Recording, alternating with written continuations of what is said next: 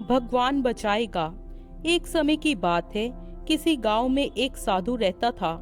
वो भगवान का बहुत बड़ा भक्त था और निरंतर एक पेड़ के नीचे बैठकर तपस्या किया करता था। उसका भगवान पर अटूट विश्वास था और गांव वाले भी उसकी इज्जत करते थे। एक बार गांव में बहुत भीषण बाढ़ आ गई। चारों तरफ पानी ही पानी दिखाई देने लगा। सभी लोग अपनी जान बचाने के लिए ऊंचे स्थानों की तरफ बढ़ने लगे। जब लोगों ने देखा कि साधु महाराज अभी भी पेड़ के नीचे बैठे भगवान का नाम जप रहे हैं, तो उन्हें ये जगह छोड़ने की सलाह दी। पर साधु ने कहा, तुम लोग अपनी जान बचाओ, मुझे तो मेरा भगवान बचाएगा।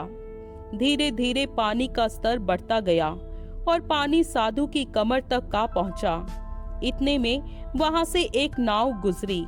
मल्लाह ने कहा, हे साधु महाराज, आप इस नाव पर सवार हो जाइए, मैं आपको सुरक्षित स्थान तक पहुंचा दूंगा।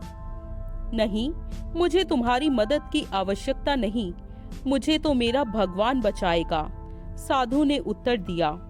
नाव वाला चुपचाप वहां से चला गया। कुछ देर बाद बाढ़ और प्रचंड हो गई।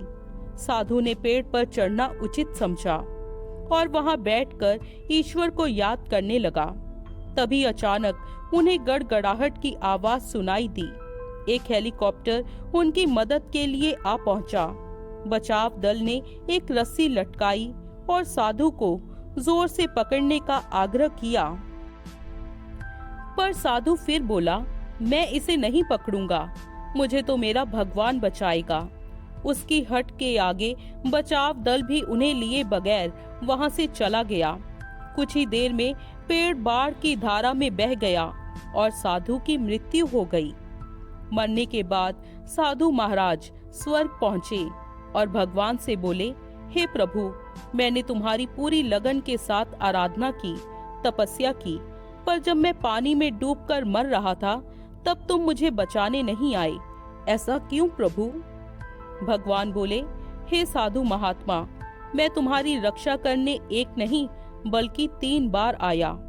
पहला ग्रामीणों के रूप में, दूसरा नाव वाले के रूप में और तीसरा हेलीकॉप्टर बचाव दल के रूप में, किंतु तुम मेरे इन अवसरों को पहचान नहीं पाए। दोस्तों, इस जीवन में ईश्वर हमें कई अवसर देता है।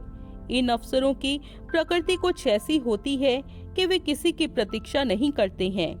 वे एक दौड़ता हुए घोड़े के समान होते हैं जो हमारे सामने से तेजी से गुजरते हैं। यदि हम उन्हें पहचान कर उनका लाभ उठा लेते हैं तो वे हमें हमारी मंजिल तक पहुंचा देते हैं, अन्यथा हमें बाद में पछताना ही पड़ता है।